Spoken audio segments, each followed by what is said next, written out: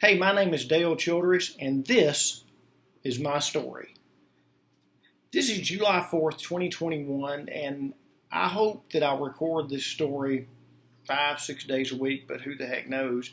All I do know is I want to convey what I feel on a daily basis. Today, what's been heavy on my heart has been secular humanism. Chris, my girlfriend, just asked me, why? I don't know that I have an exact reason why. One of the things, we just got back from a trip to Austin, Texas, where we were visiting Chris's daughter and grandson. And Chris and I went to a store that was kind of behind or in front of Tent City, where a lot of the homeless were living, underneath bridges and so forth.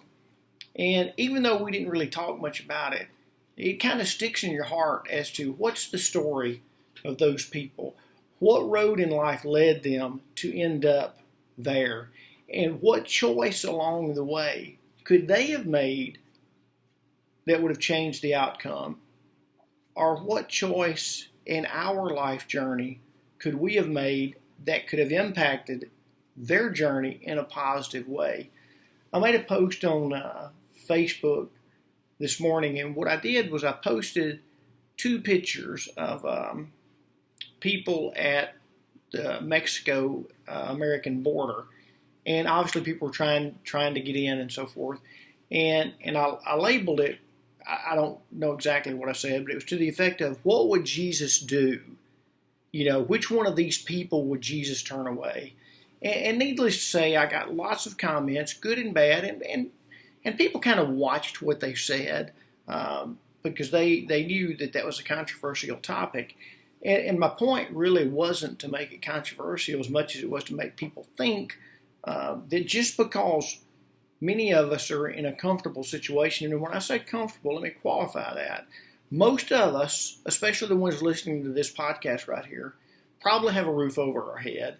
We probably have decent clothes to wear, and more than likely we have electricity, running water, and air conditioning. And I would even go as far to say most of us have a vehicle. Well, that puts us well into the majority of wealth when it comes to the global population. So these people that are trying to get across from the Mexican border into our country, they're trying to find a better life for their families. I don't know about you, but I can personally say that I hope that when my children were young and we found ourselves in a oppressed, marginalized situations where our life was in danger every day, lack of food, lack of clean water, lack of all the amenities that we have, I hope that I would be man enough to go to whatever extremes I had to go through to at least give my family the opportunity for a better life. And some people would say, does that include breaking the law? Yeah, it probably does. Because in my heart, I would hope that I would do whatever it takes to give at least my family a better life. I'm sure you would do the same thing. So it's obvious that subject was controversial, and the comments were all over the board. And even though I didn't intend for it to create divisiveness, I guess my end result was I hope that it would build a bridge. Because I just made another post that said, "Be a fountain, not a drain. Build bridges, not walls."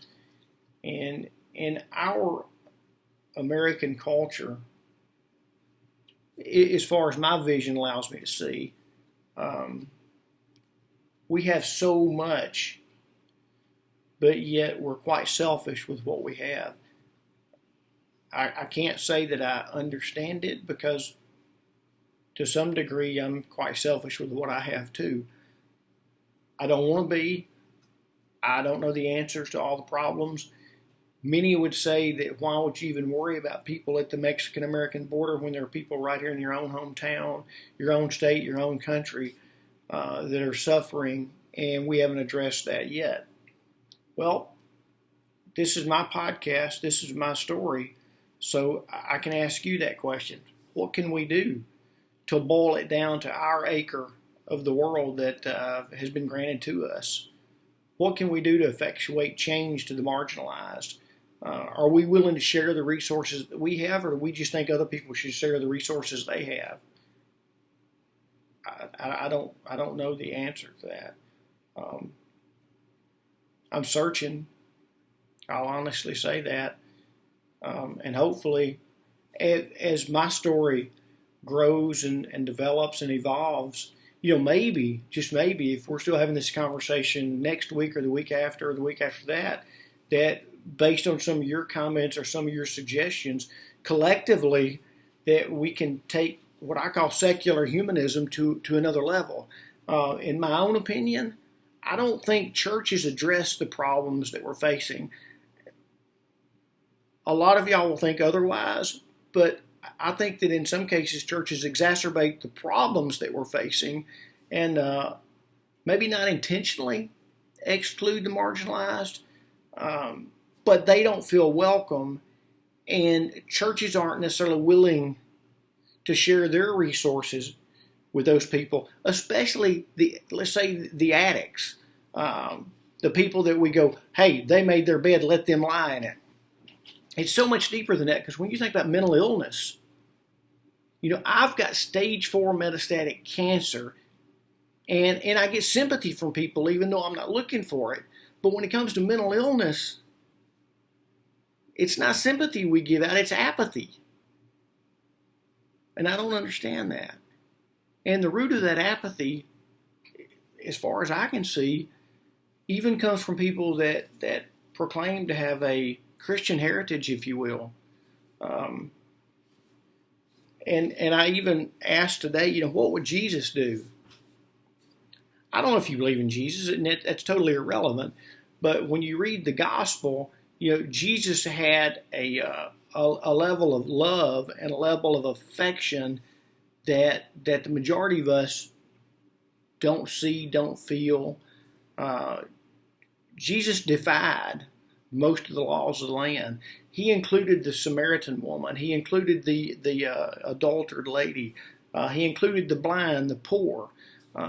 Everybody was included in his ministry. And yet, we so often say that we're Christian, but it seems like we forget to be Christ-like. We forget the very thing that Jesus talked about. Because he even made a comment in gospel, and I'm not a Bible scholar by no stretch of imagination. I can't even recite the passage I'm about to give you a synopsis of. But I know he said one thing to the rich man. Give away all your goods and follow me. And it said the rich man went away sad because he had so much he wasn't willing to give it up. And like I said 4 or 5 minutes ago, I'm not so sure how willing I am to give up the few resources that I have. I want to think that I will share anything, but I can't look you in the eye and say that I would. So what do you think? This is just day one of my story. There's a lot of backstory here, a lot that I want you to get.